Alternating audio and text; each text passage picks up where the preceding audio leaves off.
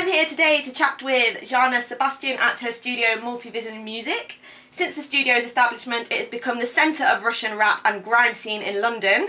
Jahna Sebastian herself is a multi-talented singer, songwriter, producer and accomplished musician. She self-taught herself to write, engineer and mix her own music, doing it all from programming instruments to editing. Hi Jahna. Hi. How are you doing? I'm good, thank you. Good, thank you for joining me today. Thank you. Yeah, It's good nice to see studios as well. Yeah, pretty good. And if I understand, you built your career from scratch. Yes. So you moved to London in 2006 and started as a sales expert in a music technology shop. Is that correct? Yes, that's right. Yeah, I was working at Turnkey, which was the first music technology shop in England.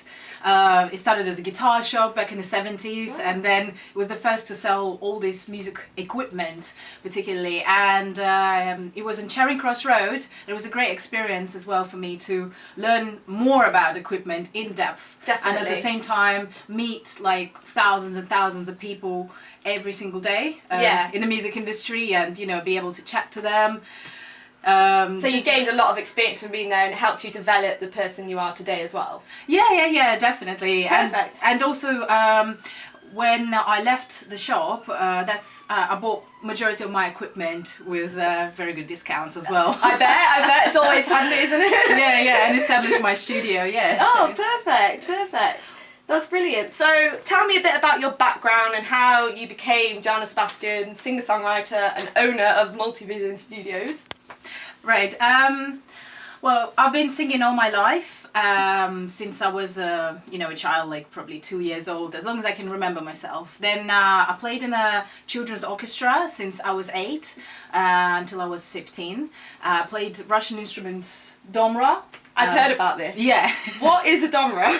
A domra is a string instrument, like balalaika, but different. Okay. And it's quite popular in Russian folk music, So it's not played over here at all, is it all over in Russia? Yes. Okay, cool. Because I did a bit of Google. It looks a bit like a banjo from what I can see. Yes. Does it sound like a banjo or?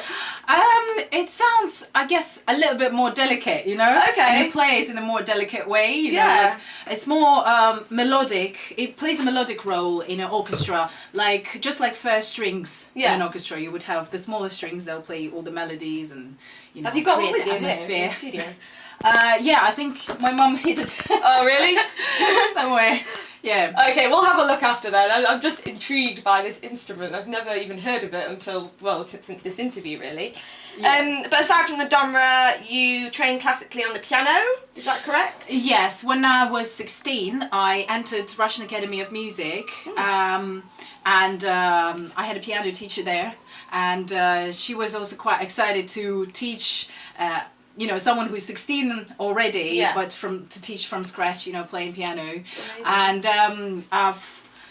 since that time, I started already, participating in different projects, and I joined different bands with which I started performing. And I started also establishing myself within reggae scene. Nice. With a group first it was a group called Muzungu, where I was writing songs, writing lyrics and performing with them.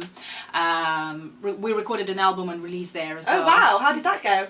It was great. I guess it was also quite important in a way that we were the first Russian reggae dancehall act, where at the time when everyone else was doing like roots reggae. Yeah, so you went a bit different. You went a different route then. Yeah. And then I joined a funky band called Clean Tone. Okay.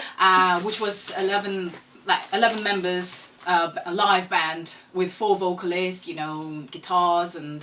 That must have been a good experience then.